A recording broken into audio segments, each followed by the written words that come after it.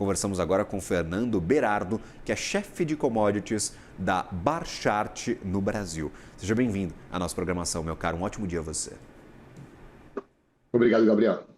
Dá para ficar esperançoso de que voltemos àqueles 70, talvez 60 dólares por barril? Ou o acordo, por ter caráter ainda preliminar, o mercado vai esperar para colocar no preço futuro essa boa expectativa que vimos no final de semana? Eu acho que a gente pode ficar esperançoso, mas não tanto assim, né, Gabriel? Os preços já recuaram, né? Estou olhando no nosso terminal aqui na minha frente, os preços já recuaram 27% da máxima, né, pós início da guerra, né? Ou seja, se a gente olhar aqui, início de fevereiro, os preços chegaram a subir 65%, né? Recuaram 27% e ainda hoje, né, a gente ainda está em torno de 28% acima da mínima na época antes do ataque do Irã, o ataque americano, né, israelense ao Irã. E quando a gente olha, por exemplo, para esse compromisso iraniano de desobstruir o Estreito de Hormuz, os Estados Unidos vão tirar as tropas de lá.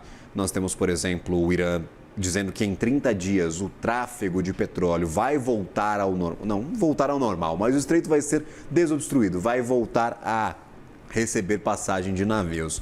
Isso por si só tem efeito imediato para commodity, como a gente vê hoje, ou o mercado vai tradar aí conforme a desobstrução for acontecendo? Porque a gente olha, por exemplo, para os preços futuros, lá para dezembro ainda estão na casa dos 77, 78 dólares por barril. Eu acho que o mercado vai aguardar com calma, né? Mas se você olhar, Gabriel, desde o final ali de abril, tá?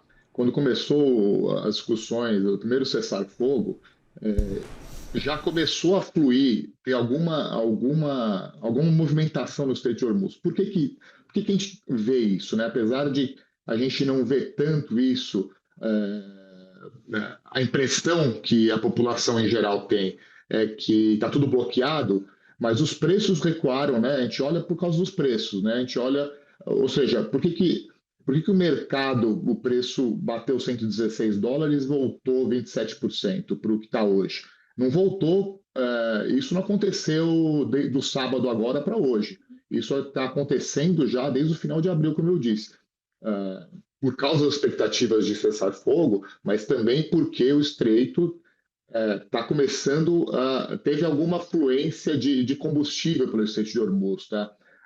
Agora, daqui para frente, a gente tem aí 60 dias de negociação, tá? A gente vai ter o memorando de entendimento assinado na sexta-feira, mas aí para frente tem 60 dias de negociação e a própria informação que a gente leu, que a gente tem recebido, é que o memorando de entendimento de paz foi assinado com muitas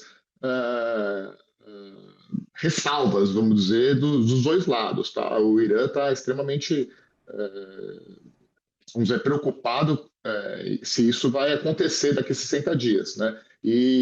Bom, os pontos principais aí, eu diria, para esses 60 dias para o Irã, a liberação de 24 a 25 bilhões de dólares em assets, né, ativos bloqueados, e do lado dos Estados Unidos ele quer o final, né, a entrega do urânio enriquecido ou seja, o fim do programa nuclear iraniano, que é isso que motivou o começo da guerra. Quando a gente olha para gráfico, para movimento de preços, desta vez temos algo acontecendo de diferente na movimentação, no comportamento dos investidores, de quem está tradando petróleo no mercado internacional, ou é um movimento mais esticado, mais consolidado, apenas seguindo uma tendência? Esta segunda-feira muda alguma coisa para quem acompanha preço na tela, o Fernando? Gabriel, acho que pela movimentação não, pela Entendi. notícia sim, porque me Entendi. parece que é uma análise mais, análise não, mas me parece que é um entendimento mais firme, não só um cessar-fogo, né? Então, do ponto de vista de expectativa, sim, acho que o mercado está caindo 5%, não quer dizer muita coisa, porque durante esse período chegou a cair 9%, e etc. Assim, o mercado de petróleo é o mercado mais líquido e mais volátil das commodities, né? Então, não quer dizer muita coisa isso. Agora, a informação, né, a sinalização de um acordo, esse sim é muito importante, tá? Com relação à volta para os patamares de preços antes da guerra, né? Quando a gente olha para outras commodities, há outro ativo que você está talvez prestando um pouco mais de atenção? A gente viu durante todo o conflito os metais chamando muita atenção do investidor. E, de novo, com este cessar-fogo, com este acordo preliminar, o ouro parece que voltou a ter um pouco de atenção, atrair um pouco de dinheiro do mercado internacional. O ouro esse que bateu mínima de 2026 na semana passada. Sim, no fundo, o que a gente vê hoje, o movimento de hoje é um movimento atípico, tá? Por quê? Normalmente, quando a gente tem uma alta, hoje aqui a gente está olhando, a gente está vendo o petróleo cair e as moedas, principalmente o dólar index, caindo também. Por que isso, né? Porque isso por causa do movimento geopolítico, porque normalmente a gente vê quando o dólar sobe, o câmbio cai, né? E quando o dólar index tem uma valorização, né? O petróleo ele tem uma desvalorização. Então, sempre uma movimentação inversa. E hoje a gente tem os dois caindo, né? Ou seja, o real também está desvalorizando hoje, né? Mas isso é uma movimentação atípica no mercado de commodities. Agora, isso tem influência, sim, em outros mercados, tá, Gabriel? Acho que, com relação ao ouro, ah, é mais uma movimentação que já vinha acontecendo com relação à movimentação de saída de fundos, né, do Tesouro Americano para o ouro, né? Isso é uma movimentação que a China tem feito já há muito tempo. Outros países têm feito um pouco dessa movimentação também. Agora, o que vai acontecer as commodities que concorrem, né, junto com o petróleo, como o óleo de soja, o óleo de palma, né, o algodão, por exemplo, né, os fertilizantes, a ureia, que é importante para o agro brasileiro, que já caiu, praticamente voltou perto dos patamares antes da guerra, desde o dia 21 de abril também já vem caindo bastante. Então, essas commodities que sofreram, ou têm correlação com o petróleo, ou foram impactadas por causa do bloqueio do Estreito de Hormuz, vão ter um impacto grande aí com essa. Se a gente conseguir, se os Estados Unidos e o Irã conseguirem manter essa paz aí duradoura aí, né?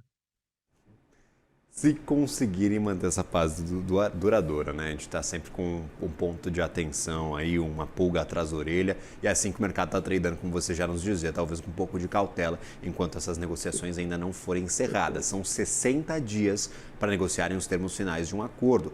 E a parcela sobre como é que fica o programa nuclear iraniano ainda vai ser fechada nestes 60 dias. Lembramos, o motivo desta guerra por parte dos Estados Unidos é o fim do programa nuclear iraniano. O motivo principal ainda não foi acertado, então temos aí algumas pedras no meio do caminho para que o conflito acabe de vez. E quando a gente olha para o restante das commodities que foi impactada por este conflito, talvez o peso maior foi para petróleo. Ainda há alguma commodity que você acompanha que foi impactada pelo conflito, que está muito pressionada, com preços muito altos, meu caro? O que você traz, talvez, de panorama para estes produtos que foram afetadíssimos ou pela interrupção do tráfego por Hormuz ou mesmo por um risco maior que está sendo colocado na tela pelo mercado?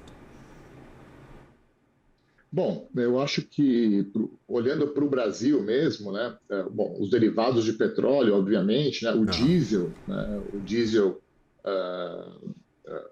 foi um problema sério, apesar de que, né, o Brasil é quase autossuficiente em combustível.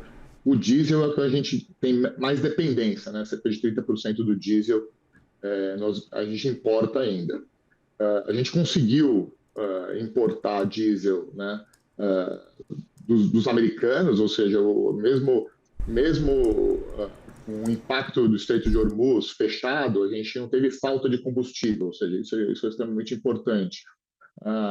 Mas os preços, a gente teve um impacto forte nos preços, até porque também a gente está falando de commodity aqui, né?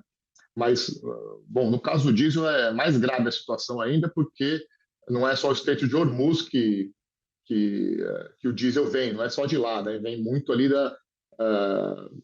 os russos produzem muito petróleo, né? Muito diesel, e por causa da guerra também, das sanções, então já era um problema sério, ficou mais sério com o começo da guerra entre o Irã e os Estados Unidos e Israel.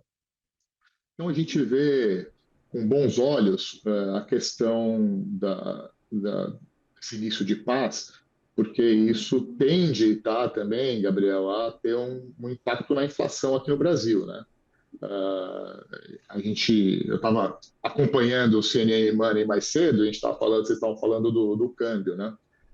Eu acho que com essa estabilização geopolítica, a gente vai ter uma continuação da valorização do real, tá? Eu vejo nesse sentido, não valorização eterna, mas ali nos níveis de US$ 5, e também uma melhora na inflação aqui no Brasil, né? Ou seja, uma acalmada, porque, bom, a inflação subiu no mundo inteiro e por causa do mercado de energia, né?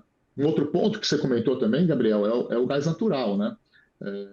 Cerca de 80% do gás natural no Brasil, ele é indexado ao preço do petróleo, né? Então, aqui no Brasil, a maioria dos contratos de gás natural é uma média dos últimos 3 meses, então não é imediato, o preço sobe o preço do gás natural. A gente não, tanto que nem se falou muito sobre isso, né?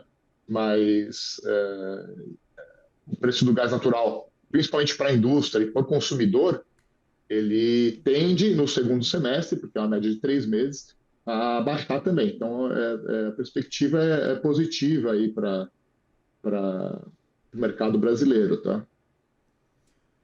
Conversamos com o Fernando Berardo, chefe de commodities da Barchart aqui no Brasil. Obrigado pela participação conosco, meu caro, por ter aceitado esse convite para falar um pouquinho sobre essa dinâmica de preços. Até uma próxima. Obrigado. Valeu.